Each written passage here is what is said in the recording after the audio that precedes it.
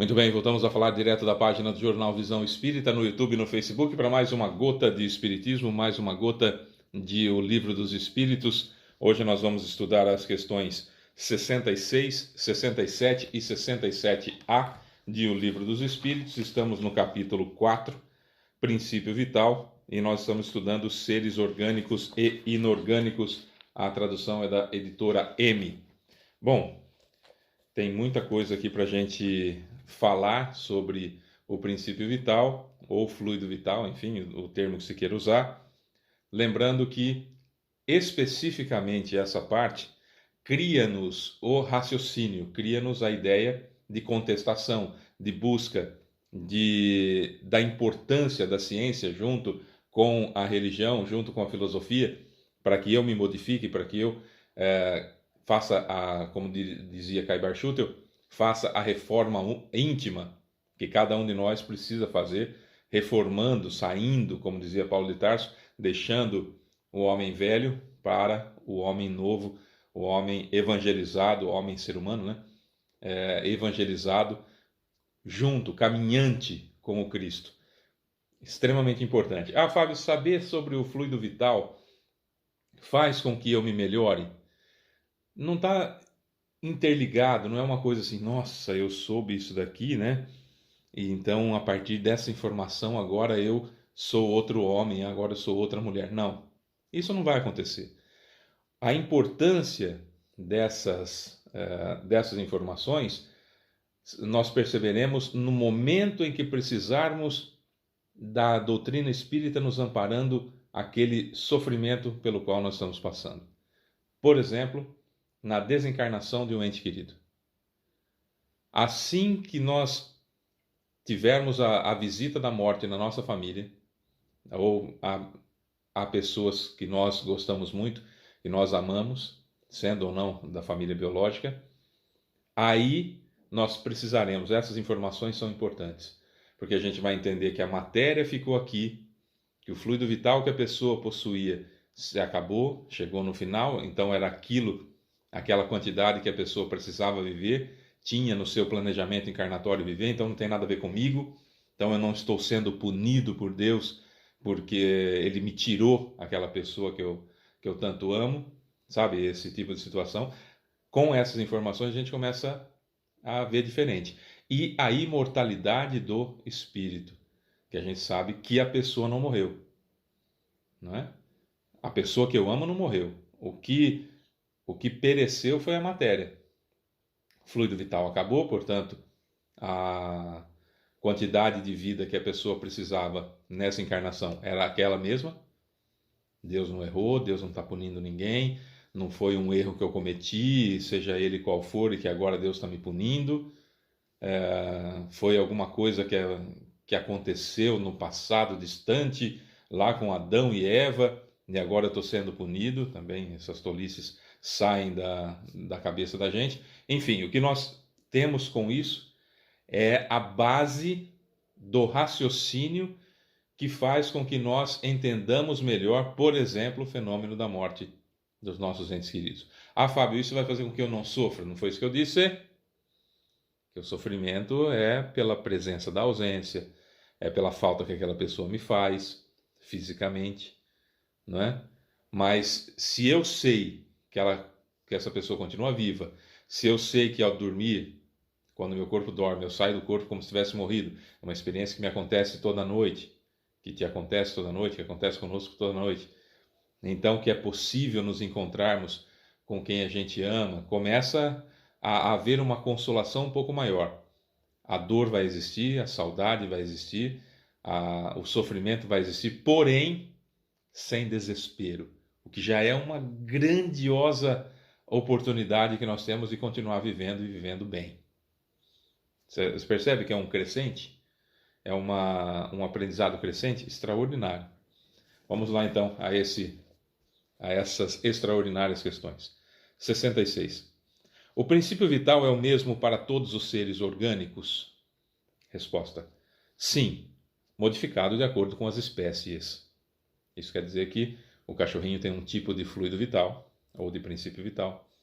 A gente tem outro. A galinha tem outro. o porco tem outro, a vaca tem outro, o cavalo tem outro, o golfinho tem outro, e assim sucessivamente. Tá? É isso que lhes dá o movimento e a atividade, distinguindo-os da matéria inerte, pois o movimento da matéria não é a vida. Ela recebe esse movimento, não o concede. A matéria não tem vitalidade. A matéria não tem vitalidade. A pedra não tem vitalidade. O plástico não tem vitalidade. Certo? Eu posso construir um robô e ele não vai ter vitalidade. Ele vai ter movimentos a partir da energia, de motores, ele vai ter movimentos. Mas ele não tem vitalidade, ele não tem vida porque não tem fluido vital. Então, qualquer coisa que eu construa, que eu crie, se não tiver a vida, e nós não conseguimos criar a vida por enquanto, né? Nós seres humanos não conseguimos criar a vida. Nós conseguimos criar coisas que se movimentam, objetos, matéria que parece ter vitalidade, mas não tem. O fluido vital é algo que nós ainda não conseguimos manipular. Futuramente conseguiremos? Sim, mas por enquanto não conseguimos manipular ainda. 67. A vitalidade é um atributo permanente do agente vital ou, na verdade, ela só se desenvolve pelo funcionamento dos órgãos? Resposta. Ela só se desenvolve com o corpo. Não dissemos que esse agente sem a matéria não constitui a vida? É preciso a união das duas coisas para produzir a vida. Então eu preciso da matéria e do fluido vital para que haja vida. Por isso que a gente falou acerca da água. A água, o que faz a maravilha desse mineral água é que ela, muito provavelmente, pelo menos as experiências mostram que tem fluido vital. Né? Porque na água, por exemplo, que eu consigo fluidificar essa água, ou seja, eu consigo transferir o fluido benéfico e ela toma ela agarra essa energia vitalizante e leva até o meu organismo quando eu a ingiro. Então, essa ponderabilidade da água é matéria, essa transmissibilidade do fluido e as modificações de cristais, sendo impulsionada pela voz, sendo impulsionada pela forma, pelo desejo mental, isso mostra que a água tem princípio vital. Olha que coisa extraordinária, quer dizer, já muito além daquilo que a gente poderia imaginar, e tem muita gente que não conhece ainda a pesquisa da água, dos cristais da água, da modificação dos cristais. Seria muito bacana buscar essas informações. Questão 67A. Podemos dizer que a vitalidade está em um estado latente quando o agente vital não se encontra unido ao corpo? Sim, é isso, a resposta dos espíritos. Quer dizer, o princípio vital, que é matéria, que vem do fluido cósmico universal, ele está ali, ele por si só não é vida. Só a vida como nós conhecemos só vai acontecer quando tiver um princípio inteligente com esse fluido vital na matéria. Acho que ficou claro, né? Quer dizer, não tem como eu colocar o princípio inteligente ou o espírito, ou o princípio inteligente ou o espírito. Eu nunca fui princípio inteligente, mas o princípio inteligente que deu origem a mim é assim que funciona, né? Como uma semente, que a semente não é a árvore, mas sem a semente não tem árvore, certo? Eu não sou princípio inteligente, mas sem o princípio inteligente eu não existiria.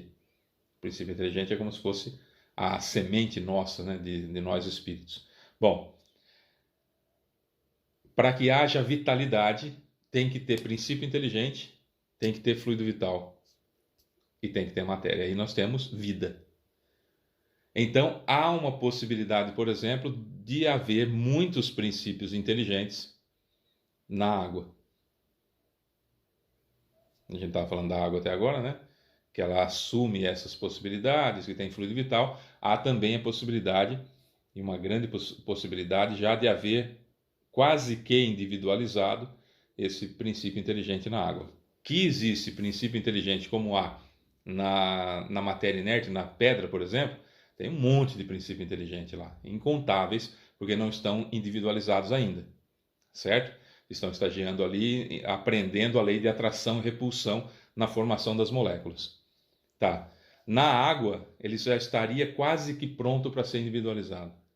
Quase no topo ali. Estou usando minhas palavras, tá? Quase no topo ali para se individualizar e começar no reino vegetal. Certo? Então seria mais ou menos isso. O conjunto, aí diz Kardec, o conjunto dos órgãos constitui uma espécie de mecanismo que recebe seu impulso da atividade íntima ou princípio vital que neles existe. O princípio vital é a força motriz dos corpos orgânicos, ao mesmo tempo que o agente vital impulsiona os órgãos, a ação desses, né, do princípio vital, do agente vital, conserva e desenvolve a atividade do agente vital, mais ou menos como um atrito produz o calor. Tá? Sem o fluido vital, sem o agente vital, sem o princípio vital, não há como o princípio inteligente ou o espírito estar agregado, preso à matéria. Certo? E como a gente já disse em outros vídeos, vamos pegar o espírito, vamos pegar o princípio inteligente dos animais, por exemplo. Tá? Então, vamos pegar lá do cachorrinho. É um princípio inteligente com uma quantidade de fluido vital, que é o tempo mais ou menos que aquela raça vive, certo? Então, uma raça aí que vive 10 anos. Então, ele tem ali o princípio vital, o agente vital, o fluido vital, que prende esse princípio inteligente naquele corpinho, tem a quantidade é equivalente a 10 anos. Um exemplo, tá? Então, quando gera o corpo, lá no ventre da cachorrinha, então esse princípio inteligente é colocado ali, que tem uma espécie de perispírito, que ainda não é perispírito, então você não vai encontrar, eu não vou encontrar, nós vamos encontrar colônia de cachorro, por exemplo, cachorro na erraticidade, cachorro desencarnado, procurando seu dono, enfim, né, desencarnado e sendo encaminhado para uma colônia de cachorro, tá? Isso é tolice.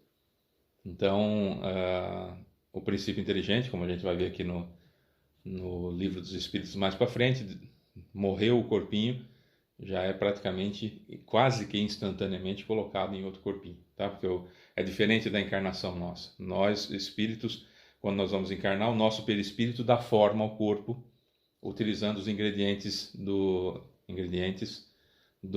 DNA do meu pai e da minha mãe. No caso dos cachorrinhos, não. Nos animais em geral, estamos falando dos cachorrinhos, é formado o corpo por osmose, é formado o corpinho naquela cópia natural, né, do desenvolvimento, daí o tal do pedigree, por exemplo, né, da pureza, que é igual, enfim. E aí é colocado um princípio inteligente ali com fluido vital para ele aprender tudo aquilo que esse corpo vai se desenvolver.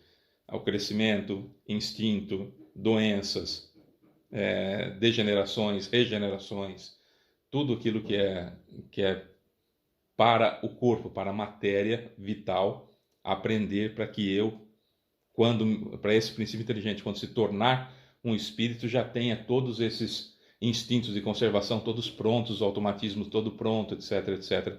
A gente vai falar mais disso mais para frente também, só para a gente entender o mecanismo. Então, morreu um cachorrinho aqui, é que acabou o fluido vital, não tem mais fluido vital, a matéria volta a decomposição, vai à decomposição, o princípio inteligente que estava ali, com aquela espécie de perispírito, é retirado dali pelos espíritos responsáveis por isso, elevados responsáveis por isso, e já vão colocá-lo em uma cadelinha prenha, já onde tem ali um cachorrinho que ainda não tem princípio inteligente, vai ser colocado ali com a quantidade de fluido vital, etc, etc. Por isso que o cachorro vai atravessar a rua e é atropelado, morre atropelado.